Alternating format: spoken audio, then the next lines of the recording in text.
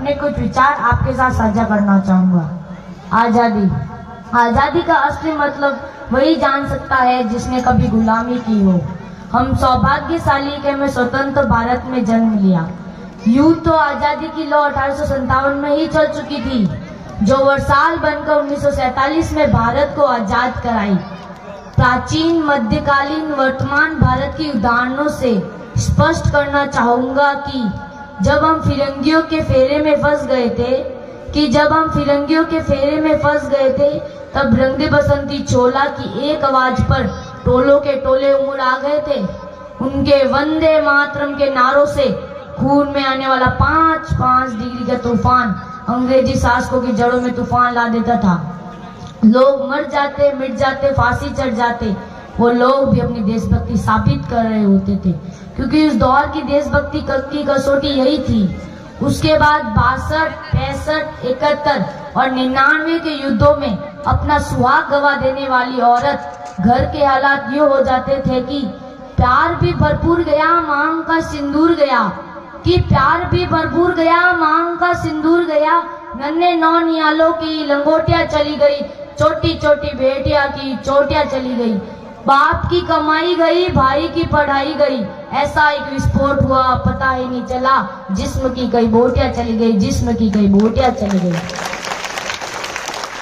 और आपके लिए तो एक आदमी गाए, साहब हमारे घर की तो रोटियां चली गई, हमारे घर की तो रोटियां चली गई।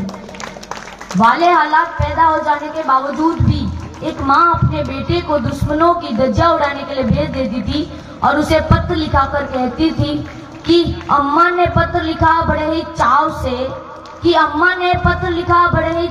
से, पुत्र मेरे ना घबराना, 1 इंच पीछे ना हटना, चाहे इंच इंच कर जाना, चाहे इंच इंच कर जाना। इस तरह पूरा परिवार अपनी देशभक्ति साबित कर रहा होता था। उस समय देश बलिदान मांगता, उस समय देश मर जाने, मिट जाने, फांसी चढ़ जाने का रहता।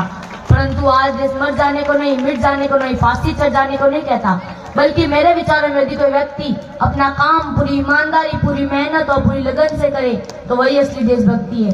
मैं नहीं मानता कि फेसबुक, व्हाट्सएप, इंस्टाग्राम की डीपी पर 3 रंग ही देशभक्ति है और साल में 2 बार हाथ में तिरंगा लेना ही देशभक्ति है। यदि यह देशभक्ति है तो मैं पूछना चाहूंगा कि फुटपाथ पे रहने वाला वो बच्चा जो ट्रैफिक की छाव में नंगे पैरों में जब तिरंगा बेच रहा होता है तो क्या वो उसकी देशभक्ति है?